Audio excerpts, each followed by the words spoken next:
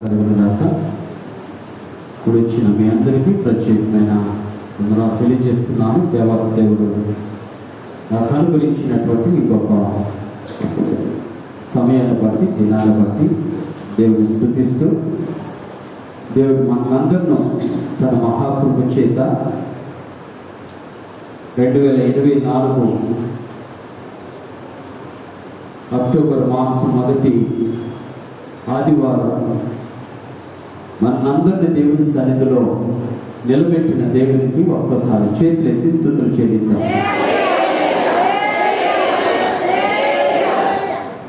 ఉదయకాల సమయంలో నేను కొన్ని విషయాలు మీతో పంచుకోవాలని ఆశపడుతున్నాను. జాగ్రత్తగా ఆలోచన చేస్తూ దేవుణ్ణి ఆరాధించడానికి, దేవుని సన్నిధిలో దేవుని పూజించడానికి,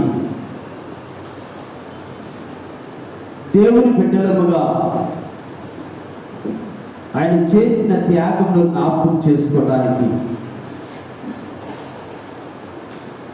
మనకిచ్చిన ఒకే ఒక అవకాశం ఏమిటంటే ఆయన సన్నిధిలో మనం నిలవడం. ఒక వచనాన్ని మీకు చదువుతాను, తర్వాత నేను నా వాక్యంలోకి వెళతాను. పరిశుద్ధ గ్రంథంలో కొరింథీయులకు రాసిన మొదటి పత్రిక 11వ అధ్యాయము, కొరింథీయులకు రాసిన మొదటి పత్రిక 11వ అధ్యాయము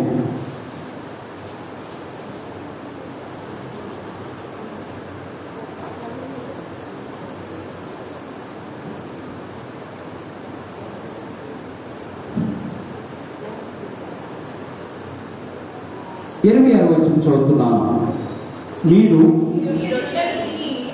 అక్కడ మీరు అనే దగ్గర నేను అని పెట్టుకొని మనసులో అనుకుంటాం. నేను ఆ రొట్టెను తిని ఈ పాత్రలోనిది త్రాగునప్పుడల్లా ప్రభు వచ్చు వరకు ఆయన మరణమును ప్రచురించుదురు. జాగ్రత్తగా ఆలోచన చేద్దాం. ఆయన వచ్చు వరకు ఆయన మరణమును ప్రచురించుదురు అన్నాడు. ఎవరు? భక్తుడైనటువంటి పౌలు కొరింథీయులకు రాస్తూ, నేను కొరింథీయుల గురించి మాట్లాడుతున్నప్పుడు చాలా మనలాంటి సంఘం కాదనిపిస్తుంది. ఎందుకంటారేమో ఆ సంఘంలో అనేకమైన భేదాభిప్రాయాలు, హెచ్చు తగ్గులు, అనేక విధాలైనటువంటి అసమానతలు, అనేక విధాలైనటువంటి గొడవలు, అనేక విధాలైనటువంటి కొట్లాట్లు, అనేక విధాలుగా అనేక విషయాల్లో ఏ మాత్రము కూడా దేవునికి తగినట్టుగా జీవించిన వారు మాత్రం కాదు. కానీ మహాదేవుని యొక్క కృపను బట్టి పౌలు గారు బోధించుగానే వారి జీవితంలో ఒక గొప్ప మార్పును సంపాదించుకొని, ఇక మనం చేసిందేదో చేసాంరా, ఏంటంటే చేసిందేదో చేసాంరా, ఇక మనం చేయకూడదు, చేసిందేదో చేసామమ్మా, ఇక మనం చేయకూడదు అనే ఒక గట్టి తీర్మానంతో ముందుకు సాగుతూ దేవుని యొక్క రక్త మాంసంలో పాలు పొందుతున్న ఆ సంఘంతో చెప్తున్నటువంటి మాట ఏంటంటే, మీరు ఈ రొట్టెను తిని ఈ పాత్రలోనిది త్రాగునప్పుడల్లా, ఈ పాత్రలోనిది త్రాగునప్పుడల్లా మే ప్రభు వచ్చు వరకు ఆయన మరణమును. నిజమైన ఆరాధన ఏంటో చెప్పండి. పాటలు పాడటమే కాదు, వాక్యం చదవటమే కాదు, వాక్యం ధ్యానం చేయటమే కాదు, వాక్యము చదువుకొని దాని ప్రకారంగా ఆలోచించడం ఒక్కటే కాదు. అంతకంటే శ్రేష్టమైనది ఏంటంటే ఆయనను ప్రకటించడం. దేవుని స్తోత్రం. నిజమైన ఆరాధన ఏంటంటే నీవు నేను తెలుసుకున్న దేవుణ్ణి, నీవు నేను కనుగొన్న దేవుణ్ణి, నీవు నేను ఆరాధించే దేవుణ్ణి, నీవు నేను అభిమానించే దేవుణ్ణి, నీవు నేను కీర్తించే దేవుణ్ణి, కొనియాడే దేవుణ్ణి ఏం చేయాలి? మన మరణము వరకు. ఎప్పటి వరకు? 2 విషయాలు జరగాలన్నమాట. ఆయన రావాలి, మనమన్నా పోవాలి. ఆయన మరణమును గూర్చి ప్రచురం చేయాలి. దేవుని స్తోత్రం. ఈ రోజున ఒక భయంకరమైన స్త్రీ, జాగ్రత్తగా ఆలోచించాలి. ఎందుకు అంటే ఆ విషయాన్ని చెప్తున్నాను మీరు అనుకుంటారేమో. మన జీవితాలు దేవునికి దగ్గరగా రాకముందు, దేవునితో గడపక ముందు, దేవుని యొక్క శక్తిని తెలియక ముందు, దేవుని ఆరాధించక ముందు మన బ్రతుకును చూస్తే భయంకరమే. నమ్మినా నమ్మకపోయినా, ఒప్పుకున్నా ఒప్పుకోకపోయినా.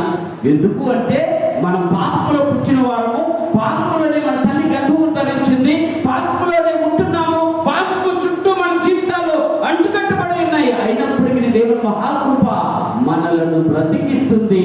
అదే నీవు నేను చేసుకున్నటువంటి గొప్ప ధన్యత. దేవుడు మనకు అనుగ్రహించినటువంటి గొప్ప దీవెన ఏంటంటే ఆయన బిడ్డలుగా మనలను, అపవిత్రులైన మనలను, అపవిత్రమైన జీవితాన్ని జీవిస్తున్న మనము, పాపంలో బ్రతుకుతున్న మనలను దేవాది దేవుడు పరిశీలించి మనలను పరలోక రాజ్య వారసులుగా చేశాడు. తెలుస్తున్నారు ఎవరు అసలుగా అదంటారా? అలాంటి స్త్రీని మీకు ఈ రోజు నేను ఉదయకాల సమయంలో పరిచయం చేయాలనుకుంటున్నాను. మొట్టమొదటిసారిగా ఆ గ్రామానికి సువార్త తీసుకెళ్ళినటువంటి స్త్రీ ఆమె. రెండవది, ఆమె గ్రామానికి సువార్త తీసుకెళ్ళటమే కాదు, అందరినీ యేసునందుకు నడిపించిన స్త్రీ. అంతేకాదు, అవసరమైనప్పుడు అంటే తన జీవితంలో యేసు కొరకు తన ప్రాణ త్యాగం కూడా చేసినటువంటి స్త్రీ. హాత్రేజ్ అనేటువంటి ప్రాంతంలో ఆమెను చంపేశారు, భయంకరంగా చంపేశారు. దేవుడి కొరకు పాటుపడి, ప్రయాసపడి, ప్రకటించి ప్రాణాలు కోల్పోయినటువంటి స్త్రీ. ఆ స్త్రీ ప్రాణాలు కోల్పోయినటువంటి ఆ స్త్రీ. ఇప్పుడు మీరు అనుకుంటున్నారేమో నేను మిషనరీ కానీ లేదా హతసాక్షి గురించి కానీ చెప్పలే, బైబిల్లో ఉన్న ఒక స్త్రీని గురించి చెప్తున్నా. మీ మాటలు మర్చిపోవద్దు. ఈ స్త్రీ తన జీవితంలో చేసుకున్నటువంటి మహా గొప్ప అవకాశం ఏంటంటే ఆమె ప్రభువుని కలుసుకుంది, ప్రభు కొరకు తన ప్రాణాన్ని అర్పించడానికి సిద్ధపడింది. ఇంకొక మాటలో చెప్పాలంటే ఆమె స్వార్థికులకు తల్లి అయినటువంటి ఒక మహా గొప్ప యోధురాలు. స్వార్థికులు ఎవరికైందట? స్వార్థికులకి తల్లి అయింది. ఈ రోజున సువార్త ప్రకటించబడుతుందంటే కారణము మొట్టమొదటిసారిగా ఆమె త్యాగమే, ఆమె చేసినటువంటి కార్యమే. ఆ స్త్రీ ఎవరో కాదు. బైబిల్లోనైతే పేరు లేకుండా సమరయ స్త్రీ అని పేరు పెట్టారు. ఏ స్త్రీ? సమర స్త్రీ. కానీ ఆమె బైబిల్కి అవతలుగా అంటే చరిత్ర ప్రకారంగా ఆలోచన చేసినప్పుడు ఆమె పేరు ఫోతిని. ఏంటి ఫోతిని? ఏ పేరంటే మనసులో అనుకోవాలి, ఎందుకంటే ఇది జ్ఞాపకం చేసుకోవాలి. ఫోతిని అనేటువంటి ఆ పేరు కలిగిన స్త్రీ ఆమె. ఎవరమే?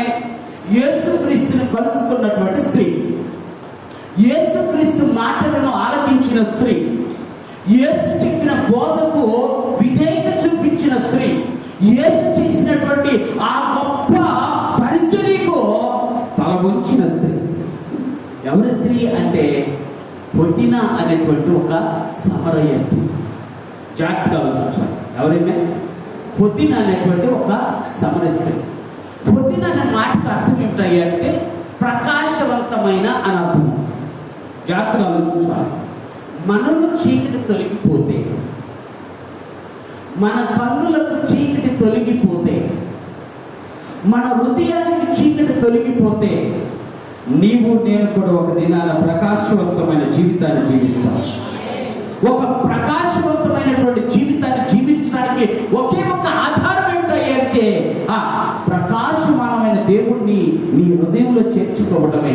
ప్రకాశవంతమైన దేవుని యొక్క మాటలను ఆలోచించి ఆ మాట ప్రకారంగా జీవించడమే. అందుకని యేసుక్రీస్తు చెప్పాడు, నేను లోకమునకు వెలుగై ఉన్నాను, నా ఎదుకు వచ్చేవాడు చీకటిలో ఏ మాత్రమును ఏం చేయడు, సంచారం చెయ్యడు, నడవుడు. ఎక్కడ అర్థమవుతుంది? ఎక్కడ నడవు? ఎందుకో తెలుసా? దేవుని వాక్యం ప్రతి దినము మనల్ని గర్దిస్తూ ఉంటుంది. ఓరే హిజ్కియా, నువ్వు వెళుతున్న మార్గం సరి అయినది కాదు, నువ్వు వెళుతున్న మార్గము అంధకారమైనది, నువ్వు వెళుతున్న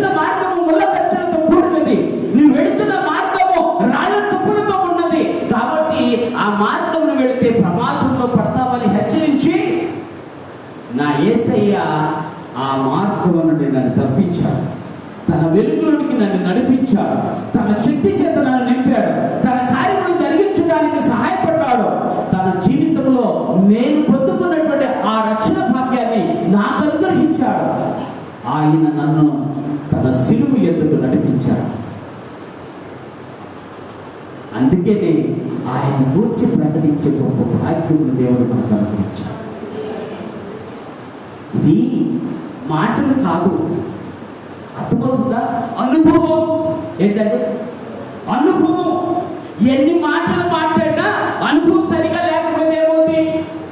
ఆత్మీయ స్థితి ఏమాత్రం కూడా ఎదగటానికి అవకాశము ఉంటుంది. అందుకే చెప్తున్నా ఉదయ సమయం ఆ స్త్రీ మార్గదర్శి అయింది, గమ్యానికి నడిపించేటువంటి ఒక మాదిరికరమైనటువంటి స్త్రీగా మార్చబడింది. ఎప్పుడు అంటే యేసుక్రీస్తుని కలుసుకున్నప్పుడు. దేవుని స్తోత్రం. నీవు నేను అంతే, అర్థమవుతుందా? నీవు నేను యేసుక్రీస్తుని కలుసుకున్నంత వరకు మన జీవితం అంధకారమే. నమ్మినా నమ్మకపోయినా మన జీవితం గమ్యం లేనటువంటి బాటసారులమే. మన జీవితంలో ఏమాత్రం కూడా దేవుని యొక్క కృపను పొందుకొని వెలుగులో నివసించలేనటువంటి అంధకారమయమైనటువంటి జీవితమే. కానీ నా దేవుడు అంటున్న మాట ఏంటంటే, ఈరోజున అటువంటి జీవితం కలిగిన ఏ మనిషినైనా సరే, ఏ వ్యక్తినైనా సరే, ఏ స్త్రీనైనా ఏ పురుషునైనా మార్చగలిగిన మహత్తరమైన శక్తి మన యేసయ్యలో ఉంది. కాదంటారా? ఇప్పుడు చెప్తే మీరు ఆశ్చర్యపోతారు. ఒకసారి కొన్ని విషయాలు మీకు చెప్తాను. పరిశుద్ధ గ్రంథంలో యోహాను సువార్త 4వ అధ్యాయం 8-9 వచ్చిన ఒకసారి చదువుతాం. జాగ్రత్తగా ఆలోచన చేద్దాం. మీరు వచ్చి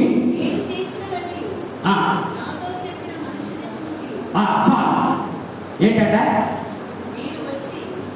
మీరు వచ్చి ఓకే నేను చేసినవన్నీ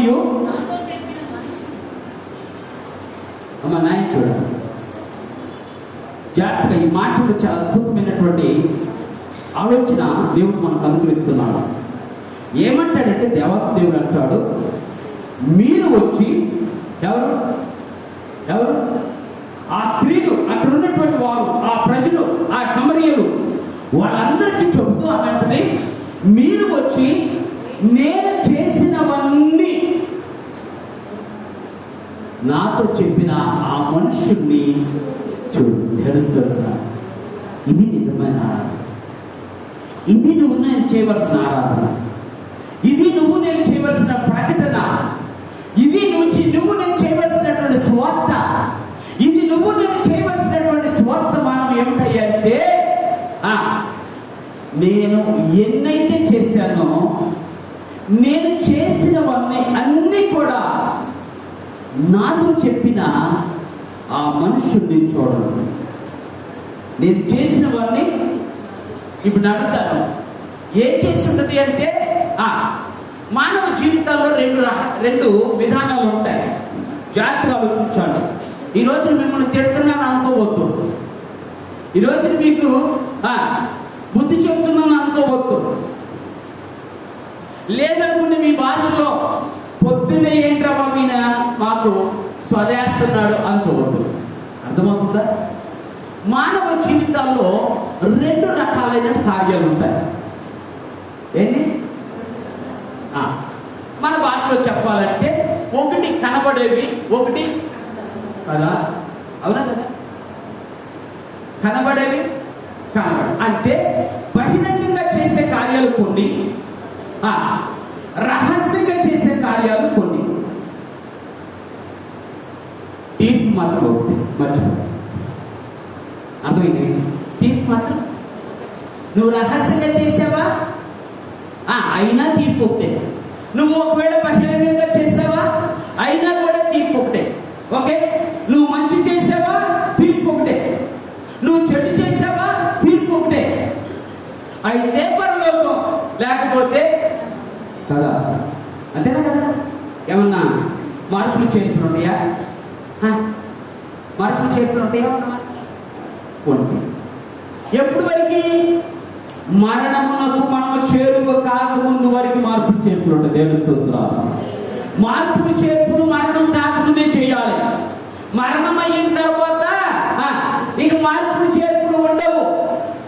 అందుకని దేవత దేవుడు మనకు అనుగ్రహించినటువంటి ఈ యొక్క మాసము మనలో మార్పులు చేర్పులు జరగాలంటే ఈ మాసంలోనే జరగాలి. తెలుస్తుంది. మరొక మాసం ఎక్స్పెక్ట్ చేయొద్దు.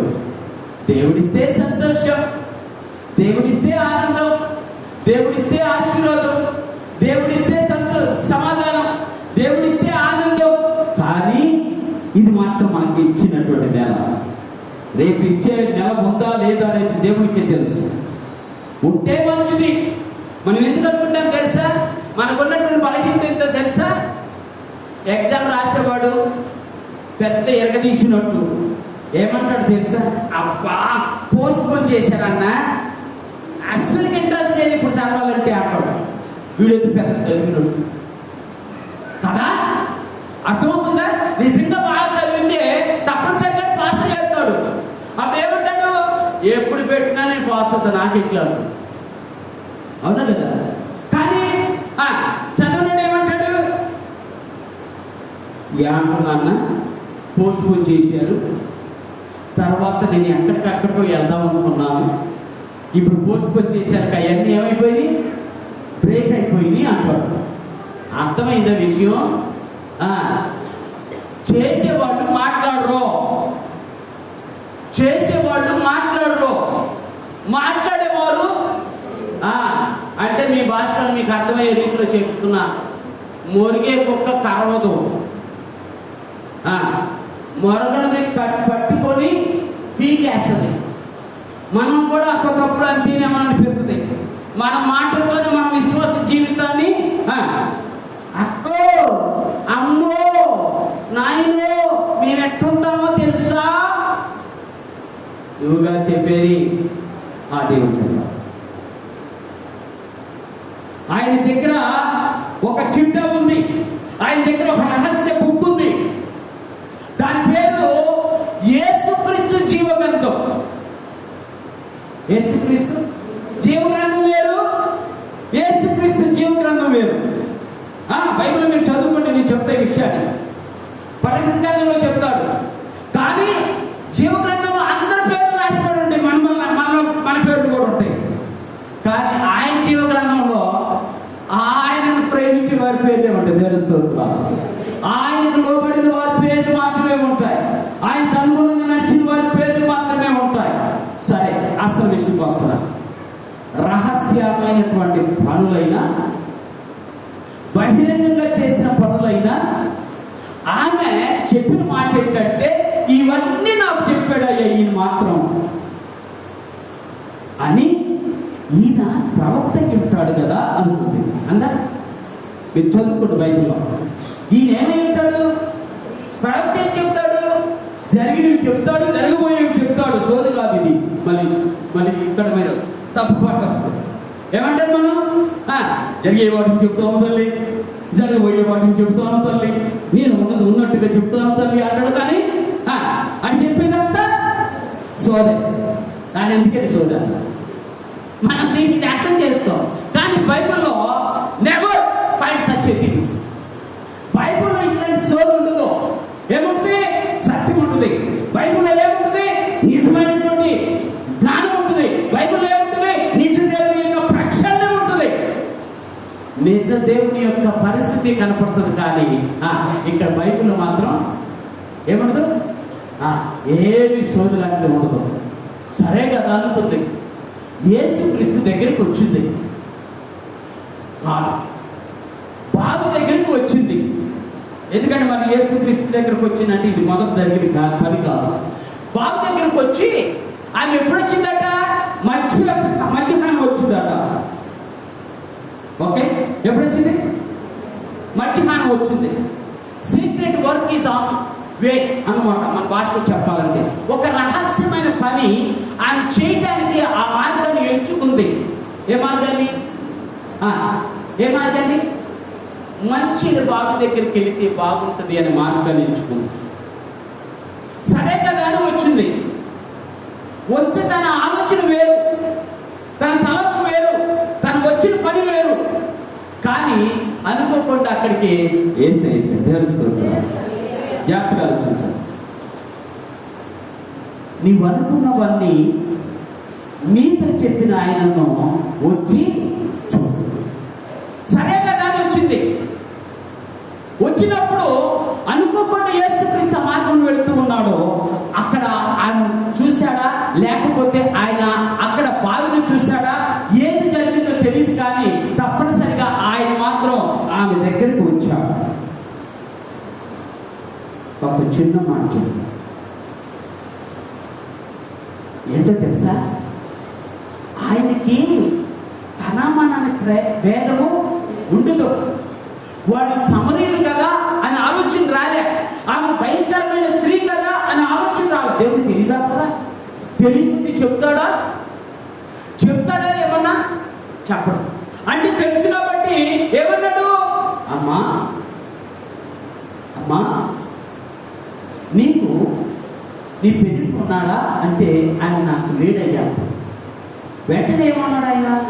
నీకు 5 భర్తలు ఉన్నారు, ఇప్పుడు ఉన్నవాడు నీ వాడు కాదు. ఆశ్చర్యం వేసింది. భలే బాధేస్తుంది ఈ మాట వింటే. అదేంటి, కనీసం ఒక్కసారి ఆలోచించండి. ఇలా మాట్లాడండి ఈ మనిషి అనిపిస్తుంది కదా? అనిపించదా? ఎందుకు? రహస్యంగా ఉన్న ఎవరికి తెలియదు అనుకుంటాం మనం. కానీ రహస్యం పరిశీలన చేసే దేవుడు ఆయన మన పక్కనే ఉంటాడు, ఆయన మన చుట్టూ ఉంటాడు. కానీ మనం ఏమనుకుంటాం? నేను చేసింది ఎవరికి తెలుసులే కదా? అర్థమవుతుందా? ఆ స్త్రీ కూడా అనుకుంది. కానీ ఈయనేం చేశాడు? ఉన్న సత్యాన్ని బయటకు తీశాడు. నిజం చెప్తాడు. ఇప్పుడు తల ఉంచుకుంటుంది అంటారా? ఉంచుకోదంటారా? అది ఎందుకు మీకు అలాంటి పరిస్థితి? ఎందుకు తల ఉంచుకునే పరిస్థితి ఎందుకు రావాలి మనకి? తలెత్తుకొని బ్రతకాలంటే తల ఎత్తగలిగిన దేవుణ్ణి ఒక్కడే ఆరాధించాలి. నిన్ను తల ఎత్తుతాడు. నీ స్థితిని చూడలే. ఎందుకు ఈ విషయం చెప్ప? సమరయ స్త్రీ స్థితినే చూడలా. ఆమె రహస్య స్థితిని చూడలే. ఆమె బహిరంగంగా చేసే పనులు చూడలా. కానీ ఏమన్నాడు తెలుసా? ఆమె దగ్గరకు వచ్చి, అమ్మ నాకు కొంచెం నీళ్ళు ఇస్తామని. ఇప్పుడు చెప్తారు, దేవుడు యేసుక్రీస్తు మనం అనుకున్నట్టుగా ఆమెకంటే అవకాశం దొరికింది. మనకు అలాంటి అవకాశం దొరకదు. ఎలాంటి అవకాశం? ఆయన మన దగ్గరకు వచ్చే పరిస్థితులు కనపడం. ఆ రోజు నుండి ఆమెకు అదృష్టం. కానీ మనకి ఎలా కనిపిస్తాడు? ఆయన వచ్చి అడుగుతాడా లేదా? అయ్యా సియా, నీ స్థితి అంతా నాకు తెలుసు అని అంటే వెంటనే నాకేమనిపిస్తుంది? ఏందో నాకు నా గురించి ఏం చెప్పు ఏం చెప్పు. నేను చెప్తానంటే మరి నువ్వు బాధపడతావురా. ఎందుకు చెప్పు అని అనుకోండి. ఏమంటాడు? చెప్తాడు. చెప్పిన తర్వాత ఏమనిపిస్తుంది నాకు? సారీ అయ్యా ఏమంటాడు? ఎవరికి తెలియదు అనుకున్నాలే. ఎవరికి తెలియదు అనుకున్నాలే. నాకే తెలుసు, నీకు తెలుస్తుందని. అంటే రహస్యాలు కనిపెట్టేవాడు ఒకడు ఉన్నాడు. మర్చిపో రహస్యాలు కనిపెడుతున్నాడు ఆయన. వెంటనే ఆమె అంది, అయ్యా నువ్వు నిజంగా ప్రవక్తవే, సరే నాకు మంచిలు ఇస్తావా? ఇవ్వా. మన వాసన చెప్తాం. మరి వచ్చింది ఎందుకైనా? మంచుల కోసమే కదా. మంచిలు ఇస్తావా? ఇవ్వా అన్నాడు. మంచిగా అసలు నువ్వు చూస్తుంటేనేమో యూదుల్లాగా ఉన్నావు, నేను చూస్తేనేమో సమరీలాగా ఉన్నాను. ఈ ఎక్కడ సంబంధం ఉందయ్యా నువ్వు నన్ను అడుగుతున్నావు? అయితే ఒక పంచాలు, నీ వద్దులే నాకు నీళ్లు, నేనిచ్చే నీళ్లు తెలుస్తున్నా. హల్లెలూయా. ఎందుకు ఈ విషయం చెప్తున్నా అంటే, మహాదేవుడు ఉన్నటువంటి ఒక గొప్ప భాగ్యం ఏమిటంటే, మహాదేవుడు మన స్థితిని చూసి మనకు దాహమునకు నీళ్ళు ఇవ్వాల. మన పరిస్థితిని చూసి జీవజలం మనకి ఇవ్వాల. మన యొక్క స్థితిగతులను చూసి జీవవాక్యమును మన చేతిలో పెట్టాలా? దేవాక్యం కదా, అంతేనా?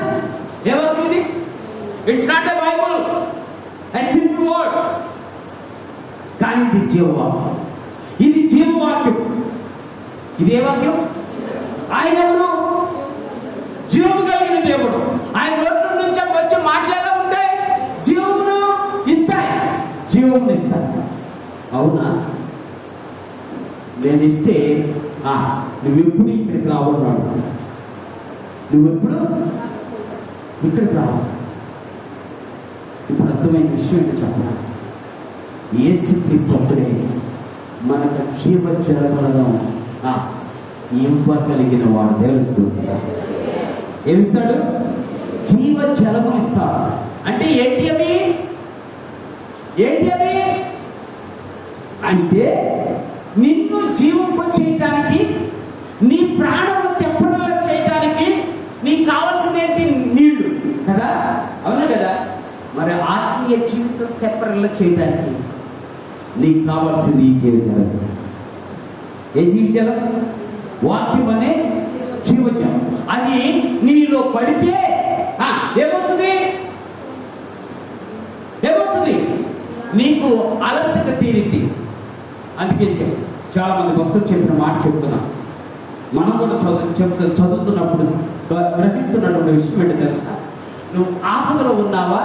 నువ్వు అపాయంలో ఉన్నావా? నువ్వు వేదంలో ఉన్నావా? నువ్వు కుమిలిపోతున్నావా? నువ్వు కష్టాల్లో ఉన్నావా? నువ్వు కన్నీరు కారుస్తున్నావా? ఒక్కసారి వచ్చి యేసయ్య మాటలు విను, యేసయ్య మాటలు చదువు. ఆటోమేటిక్గా నీలో వ్యాధం పోతుంది. ఇది నాకు తెలుసా? ఎందుకో తెలుసా? ఎందుకు తెలుసా? ఆయన మాటలు. అందుకని భక్తుడైనటువంటి దావీదు ప్రకటన చేస్తూ అంటాడు, నీ వాక్యమే నన్ను బ్రతికించను, అది బాధలలో నాకు నెమ్మదిని. ఎంత అద్భుతమైన మాట! సరే కదా అనుకుంది.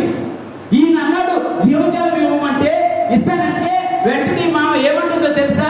బిందెల్లో కాదు, నాకు ట్యాంకులో కావాలి. తెలుస్తుంది ఎంత ఎట్లా కావాలి? ఇక నేను ఇక్కడికి వచ్చే పని లేకుండా మా ఇంటి మీద ఒక ట్యాంక్ పెట్టి దానికి ఒక పంపు పెట్టి నేను ఇక్కడికి రాకుండా వచ్చేటట్టు ఏదైనా ఉంటే చూడయ్యా కదా. మీకు అర్థమైన విషయం అంటే మన తలంపులు ఎప్పుడు దేని గురించి? ఈ లోక సంబంధమైన వాటి గురించి ఉంటాయి. మన భాషలో చెప్పాలంటే ఏమి తిందుమా, ఏమి త్రాగుదమా, ఏమి ధరించుకుందామా. మీకు మంచిది. అందుకే నాకు ఉన్నతం ఉన్నట్టు ఒప్పుకుంటారు. అందుకే నేనంటే నాకు ఇష్టం. ఓకే ఏంటి అని దీని గురించే. ఎంత తప్పులు పడతామో తప్పులేదు, ఎంత కష్టపడతామో తప్పులేదు, ఎంత వేదనకైనా భరించడానికి సిద్ధపడతామో తప్పులేదు. కానీ దీనికంటే శ్రేష్టమైనది యేసయ్య ఇచ్చే జీవజలం. వీటికంటే శ్రేష్టమైనది నీ నా ఆత్మీయ జీవితం. ఎందుకంటే శ్రేష్టమైనది నీ నా ఆత్మీయ బ్రతుకు. అర్థమైపోయింది. ఇప్పుడు ఏం కావాలి? ఏంటి? జీవజలం కావాలి అనుకుందట. ఇక జీవజలం ఉంది కదా అనుకుందట. ఆయన చెప్పేశాడు జీవజలం అంటే దేవుని వాక్యం. అవునా? దేవుని వాక్యం ఉంటే మీరు అందరూ ఆరాధకులు అయిపోతారు అన్నాడు. దేవుని స్తోత్రం. ఎవరందరూ? దేవుని వాక్యం నీలో ఉంటే నువ్వు అసలు ఆరాధన చేయకుండా నేనుండాలేనయ్యా, నీ బ్రతుకాలేనయ్యా, నీవే లేకుండా నేనుండాలేనయ్యా అంటావా? అంట. తప్పనిసరిగా, తప్పనిసరిగా. ఎందుకు? దేవుడు నీలో అలాంటి అద్భుతమైన బీజాన్ని నాటాడు. దేవుని స్తోత్రం. నీలో అంత అద్భుతమైనటువంటి ఆ విత్తనాన్ని నాటాడు. ఏమన్నాడంటే ఇక నువ్వు ఉండలేవయ్యా. ఎవరు? యేసయ్య అంటారు, నేను ఉండలేనయ్యా, నిజంగా నేను వెళ్ళకుండా ఉండలేను. అప్పుడు అవునయ్యా, జీవజలములు ఉంటే దేవుని ఆరాధిస్తారంట, మా పితరులు ఈ కొండల మీద ఆరాధించేవారు అని మొదలేసింది. అంటే యేసుక్రీస్తుతో మాట్లాడుతుంది, ఉన్నది ఉన్నట్టుగానే మాట్లాడుతుంది, ఏమి దాయిట్లా. అదే చెప్తా ఉంటాను నేను అప్పుడప్పుడు కూడా మీకు, దాయొద్దు, ఏమద్దు, దాయొద్దు, ఉన్నది ఉన్నట్టుగా దేవుని దగ్గరికి వచ్చి చెప్పుకో. దాస్తే ఏమవుతుంది? ఇప్పుడు చెప్తాం మీకు, మీ జాగ్రత్తగా ఆలోచించాడు. మీరు పైకి మనం బాగా గంభీరంగా కనపడుతున్నా దాచింది ఎప్పుడు కూడా లోపల కుళ్ళిపోతూ ఉంటుంది. ఏంటి ఏమైంది? కుళ్ళిపోతూ ఉంటుంది. శరీరంలో లోపల ఏదైనా కుళ్ళితే ఏమవుతుంది?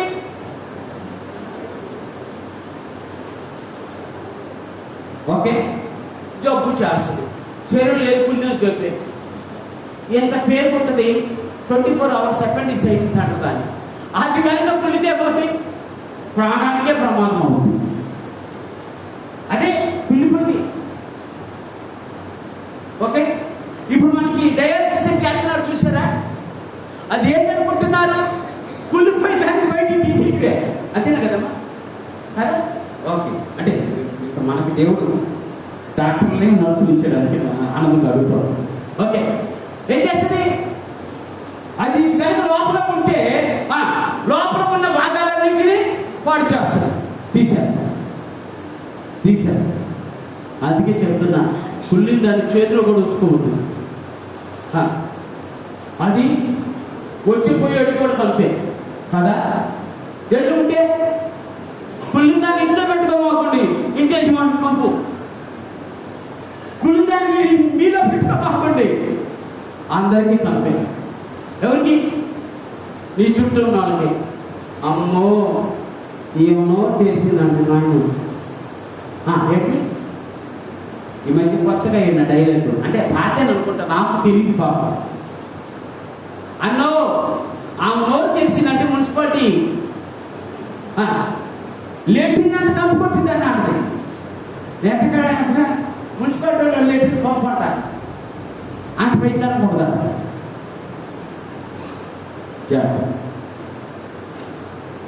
ఎందుకు విషయం చెప్తానంటే, నిన్ను పవిత్రపరిచే యేసయ్య నీ చెంతకే వచ్చాడు దేవస్థానం. ఎవరు గోదే ఆమె దగ్గర, ఆమె వెళ్ళాలి ఆయన దగ్గరికి. ఆయన ఏం చేశాడు? మొదటి ఏమన్నాడు? నీకు జీవజలం ఇస్తానన్నా. రెండోది ఏమన్నాడు? నిన్ను పరిశుద్ధపరుస్తానన్నా. అంటే ఆరాధించే వాళ్ళు పవిత్రంగా ఉంటారని దేవుని యొక్క ఆలోచన. ఎలా ఉంటారు అంటే దాంట్లో వాళ్ళలో ఏముండదు, పుండు ఉండదు. ఆరాధించే వాళ్ళు ఏముండదు, ఉండకూడదు కూడా. ఎందుకు? అది ఉంటే మన జీవితాన్ని పాటు చేస్తుంది. ఒక రోజున ఒక అమ్మ ఒక ఆయనతో గొడవ పడిందాడు. గొడవ పడి ఇంక ఏం చెప్పాలో అర్థం కావట్లా. చివరికి ఏదైనా చెప్తే ఈయన తిరగబడతాడు కదా అనుకుందాట. సర్లేని మౌనంగా ఉందట. మౌనంగా ఎవరికి చెప్పలేకపోతుంది. అంటే మన వాళ్ళ భాష ఎట్లా ఉంటుందో చెప్పనా? అసలు వాడు చేతి కిందకి వెళ్ళి కదా, అవును కదా. అరే ముందు అసలుకి తల్లిని మనం అర్థం చేసుకుని మాట్లాడదు, ఏముందో విషయం ఏంటో తెలుసుకున్నా అని అంటారా? అనరు. అసలు వాడ్జోలికి ఎందుకు వెళ్ళి, వాడు అసలు మామూలుడు కాదయ్యే. ఇవి ఎవరికి చెప్పుకోలేక రోజు రోజుకి క్షీణించిపోతాం, రోజు రోజుకి క్షీణించిపోతాం. చివరికి క్షీణించి క్షీణించి క్షీణించి క్షీణించి చివరికి ఆసుపత్రి పోలేదు. ఆసుపత్రి సేవకుడు వెళ్ళాడట.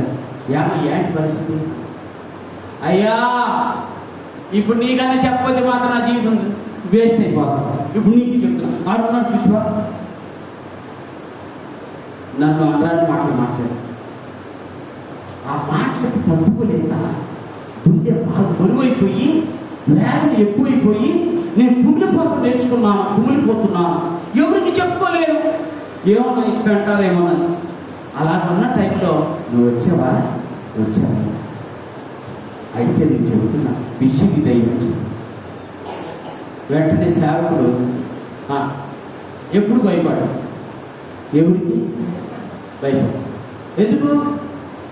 కోరుకున్నట్టుగా చెప్పేస్తాడు. సర్లే చెప్పి ఆయనతో మాట్లాడిన తర్వాత ఆయన వచ్చి, అమ్మ సారీ అమ్మ, నేను ఆ రోజు తొందరపడి మాట్లాడలేక అని చెప్పి ఆయన చెప్తే ఆమె సంతోషపడి పాస్టర్ గారు వచ్చారని ఇంకో సంతోషపడి చివరికి 3 రోజులు 4 రోజుల్లో రికార్డు వద్దనుకున్నామే, 1 రోజులోనే రికార్డు అయిపోయింది. డాక్టర్ గారు అన్నట్టు వెళ్ళామని బాగున్నాము.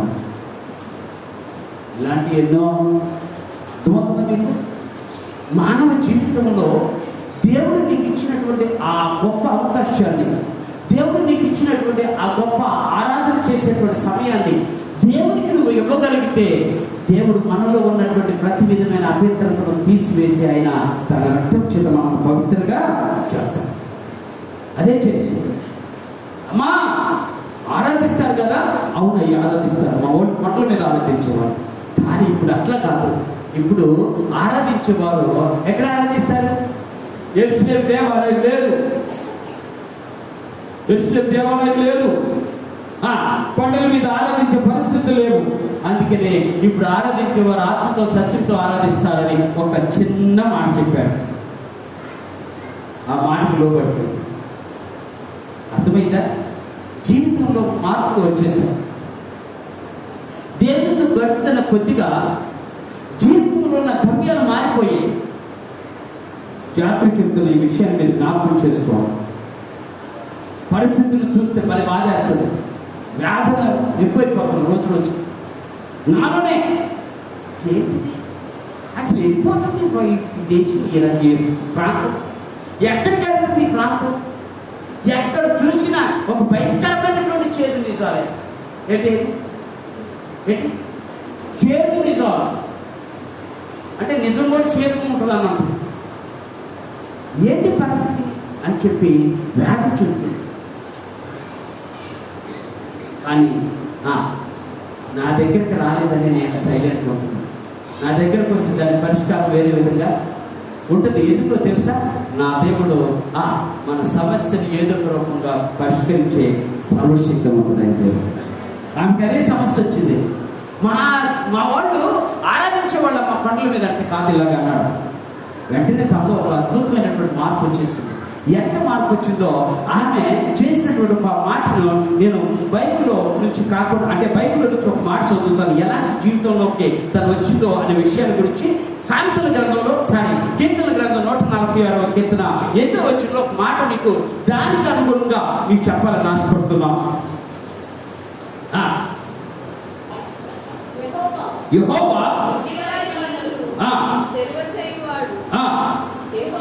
యెహోవా కృంగిన వారిని ఆమేన్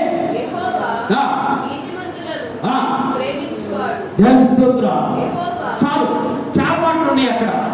మహాదేవుడు సెలవిస్తూ అంటాడు, యెహోవా అనే మాటను మీరు అర్థం చేసుకోండి. సర్వశక్తిమంతుడు యెహోవా అనే మాటను అర్థం చేసుకోండి. ఆయన ఉన్నది లేనట్టుగా చేయవాడు, లేనిది ఉన్నట్టుగా చేయవాడు. యెహోవా అనే మాటను అర్థం చేసుకోండి. ఈ లోకమునకు సృష్టికర్త అని. అందుకని మహాదేవుడు సెలవిస్తూ అంటాడు అక్కడ 8వ వచనంలో చెప్తా అంటాడు, యెహోవా గుడ్డి వారిని కన్నులు తెరవచేయువాడు, యెహోవా కృంగిన వారిని లేవనెత్తువాడు, యెహోవా నీతిమంతులను ప్రేమించువాడు, యెహోవా పరదేశులను కాపాడువాడు, ఆయన యెహోవా తండ్రి లేని వారిని వెదువరాడను ఆదరించువాడు, యెహోవా భక్తిహీనుల మార్గమును ఆయన వంకర మార్గము చేయవాడు, యెహోవా నిరంతరము ఏలువాడు. దేవుని స్తోత్రం. ఆయనకు అర్థమైంది. దేవుని మార్గంలోకి వచ్చి దేవుడు మాట్లాడుతుంటే విని తనలో ఏమని గ్రహించిందో తెలుసా? యెహోవా నా కన్నులు తెరిచేశాడు. ఏమైపోయింది ఇప్పుడు దాకా? ఏమైపోయింది? కన్నులు తెరిచాడంటే ఏమని? 2 విషయాలు మర్చిపోమాకండి. ఒకటేంటి? కన్నులు తెరిచాడంటే నిద్రపోతున్నాడని కదా. నిద్రపోయిన లేకపోతే కన్నులు తెరుతాడు. ఓకే. ఇంకొకడు ఎవరు? స్పృహలే ఉన్నాడు. నీళ్ళు చదివితే ఆటోమేటిక్గా అలసిన వాడు స్పృహలోకి వస్తాడు. చచ్చిన వాడికి ఏముంటుంది ఇంకా అసలు? చచ్చిన వాడికి ఎంతసేపు కళ్ళు తెరిచినా అవేమోది, నానా కళ్ళు తెరువు నానా అని పాప ఎట్లా పెట్టినట్టు అంటూ ఉంటారు. కొన్ని బాధ వస్తుంది. ఎవరిని చావుకు ముందు కళ్ళు తెరువు నాన్న అంటే ఎవరు కనపడరు. చచ్చిన తర్వాత అమ్మో మరి బాధ వస్తుంది. ఈ లోకం చూసిన ఎంత ఇంకా తిరిగి తక్కువతనమే. అరే చనిపోయినాడు పేర ఒక 10 మందికి పోపెడదాం కాదంట. ఒక ఆయన 380 రూపాయల బాటిల్ తీసుకొచ్చి పెట్టాడు. ఎంత 380 రూపాయలు ఎంతమంది తినొచ్చు? నాలాంటి వాళ్ళు అయితే 4 తినొచ్చు కదా. అంటే మీకు అర్థమైంది, మీ భాష బతికేతాడు ఒకటిదే ఊరికే 2 తింటారు కదా. ఎంతమంది? 350 రూపాయలు మనీ, 3 కాబట్టి 2 తింటారు. ఇప్పుడు అక్కడ పెడితే ఎవరు తింటాడు? నాన్న రానా నీ కోసం తెచ్చా ఒకటిదే బాగుంటుంది. బాగా సిగ్గేస్తుంది. నీకోసం తెచ్చాడంట. ఏడుస్తున్నాడు. నాన్న నువ్వు అసలు ఎంత బాగుండేవాడు, ఎట్టయిపోయావు, అట్టయిపోయావు, అందుకని ఇప్పుడైనా అయితే నువ్వు తట్టయిపోతున్నట్టుగా నీకు తెచ్చాను అన్నాడు. చోకది నేను చెప్తున్నా, నాతో పాటు రండి. నేను దిన కార్యక్రమాలు చేసేటప్పుడు నాతో పాటు రండి, ఒకసారి మీకు చూపిస్తా. మహావేదన కలుగుద్ది, మహాబాధ కలిగింది. అరే బాబు పొద్దు వాడికి పెట్టినా అంటే అన్నా వాడికి అర్థం కాదు మాట్లాడి మా నాన్నకి ఎంత ఇష్టం అనుకున్నా. మా నాన్న ఏడుపు వచ్చి దీని మాటినా అవునారా సరే ఏం చేస్తా.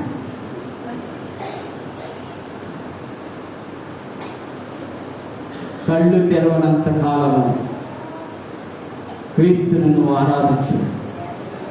కళ్ళు తెరిచి ఆరాధించేది నిజమైన కళ్ళు తెరవబడింది.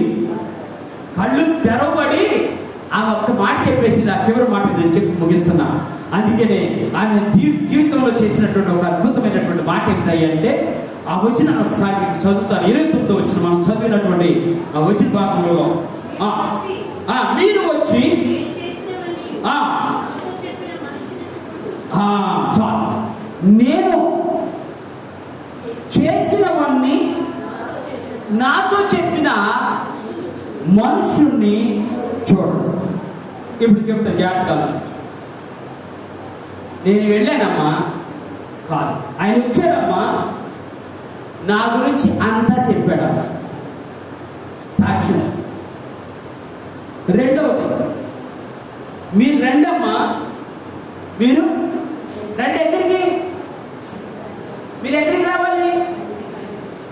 నేను ఎవరి దగ్గరికి అయితే వెళ్ళానో, ఎవరైతే ఆయన నా కళ్ళు తెరిపించాడో, ఎవరైతే నాకు జీవితం ఇస్తానన్నారో, ఎవరైతే నన్ను ఆరాధించే వాళ్ళు ఇలా ఉంటారని చెప్పాడో ఆయన దగ్గరికి మీరు రండి. అవునా? ఓకే. మూడో మాట, ఆయన దగ్గరకు వచ్చి ఆయనను చూడండి. చూడండి. ఎవరు చూడాలి? ఇప్పుడు ఎవరు చూడాలి? ఎవరైతే నా స్థితిని మొత్తం చెప్పారో ఆయనే చూపిస్తాను. ఈ మధ్యన చేసిన అద్భుతమైన విషయం ఏంటంటే, ఏ విషయం కోసమైతే ఆమె వచ్చిందో అది మర్చిపోయింది. అర్థమాలే? ఏ విషయం కోసం వచ్చింది కదా? నేను కోసం వచ్చింది మర్చిపోయింది. కొండను చూసింది, కొండ కూడా మర్చిపోయింది, వదిలిపెట్టేసింది. ఇప్పుడు ఈ కొండతో పని అంటే ఏముంది? ఇప్పుడు నాలో జీవజాలం ఉంది. ఇక ఈ కొండతో నాకు పని లేదు అంటే ఇక నాకు ఈ జీవితంతో పని లేదు. నాకు ఒక కొత్త జీవితం, నాకు ఒక కొత్త జీవితం అని చెప్పి వెళ్ళింది. వాళ్ళందరూ తోడుకొని యేసయ్య దగ్గరికి వచ్చింది. దేవుని స్తోత్రం. ఈరోజు నిజమైన ఆరాధన ఆయన గురించి ప్రకటించడం, ఆయన సువార్తను తెలియచేయటమే. ఇదేం అక్కర్లా పెద్ద పాండిత్యం ఒక్కర్లా. నీ జీవితంలో చేసిన ఆ కార్యాన్ని ఆడతో చెప్పుకోవటమే నిజమైన సువార్త. ఎందుకంటే మంచిదా? ఇంకే వేరే కదా అక్కర్లా. అమ్మా నా జీవితంలో ఎలా చేశాను, నేను ఇప్పటికీ చెప్తాను. మా కుటుంబంలో నేను అదే చెప్తాను, గర్వంగా చెప్తాను. ఎవరు హైదరాబాద్ దాటి వెళ్ళా మా కుటుంబంలో. ఇప్పుడు చదువుకున్న వాళ్ళు వచ్చిన తర్వాత బెంగళూరు, చెన్నై లీవ్ చేస్తున్నారు తప్ప ఎవరు హైదరాబాద్ దాటి, నా వయసులో ఉన్న వాళ్ళు ఎవరు హైదరాబాద్ దాటి వెళ్ళారు. ఒక ఐఏఎస్ ఆఫీసర్ ఆయన దాటలేదు. తర్వాత మహాప్రభుని బట్టి నేనే దాటలేదు. ఎందుకు? నా దేవుడు చేసిన ఇంటర్మీడియట్ ఫస్ట్ ఇయర్ మొత్తం ఎవరికీ తెలియదు. ఒక సంవత్సరం ఒక ప్యాంటు చొక్కాయితో నేను జీవించాను. ఒక ప్యాంటు ఒక్క చొక్కా, ఎవరికి తెలీదు. నేను అయిపోయిన తర్వాత అదేమంటారు, ఫేర్వెల్ పార్టీ రోజున మా ఫ్రెండ్స్తో చెప్తే, అరే వాళ్ళ అమ్మోళ్ళు వాళ్ళందరూ ఏంటయ్యా మాకన్నా చెప్పవచ్చు, మేము ఒకవేళ వాడిని ఇవ్వకపోయినా ఒక కొత్తదాన్ని తెచ్చిచ్చేవాళ్ళం కదా. ఇష్టపడలే.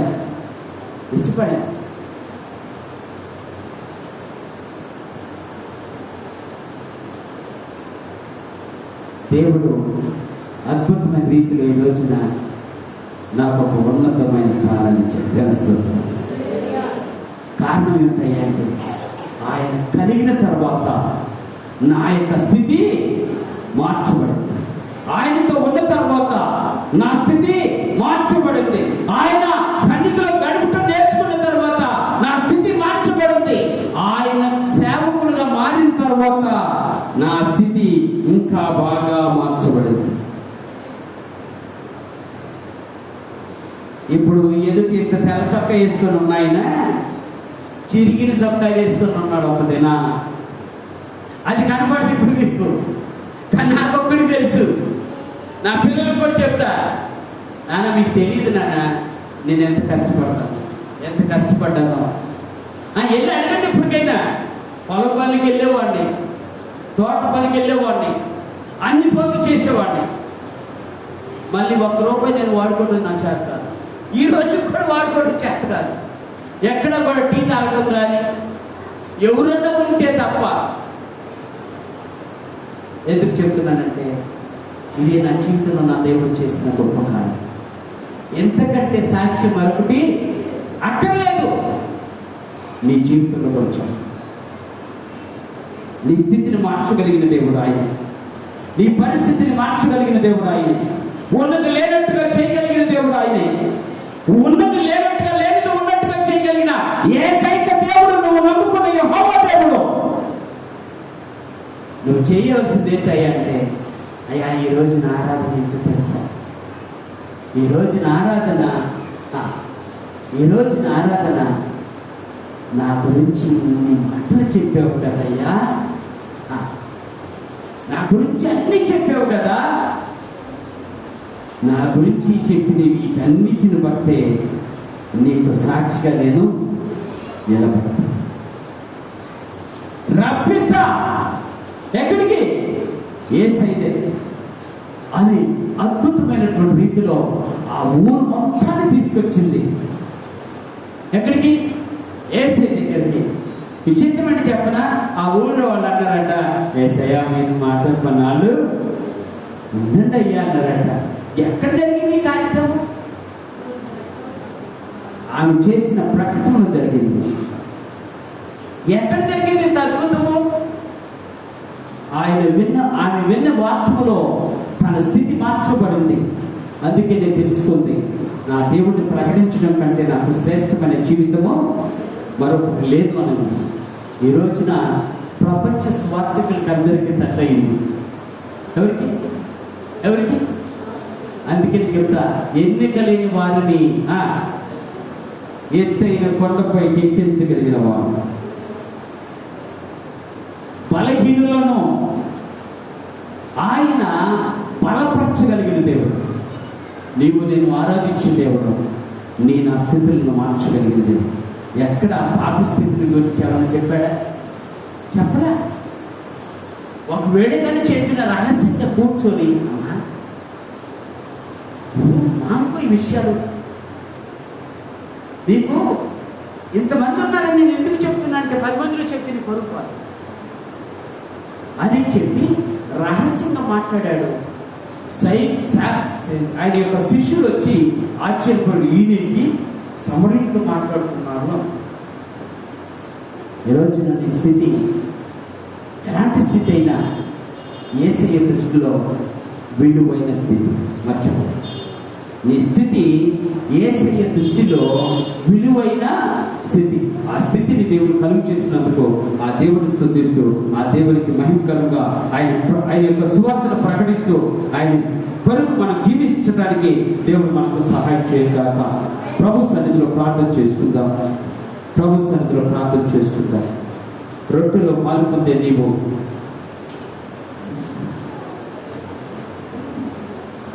యేసుక్రీస్తు యొక్క శరీరం మనకి జ్ఞాపకం చేసుకొని, యేసుక్రీస్తు రాకడ వరకు, మన పోకడ వరకు యేసయ్యనే ప్రకటన చేస్తూ, యేసయ్య సన్నిధిలో మంచి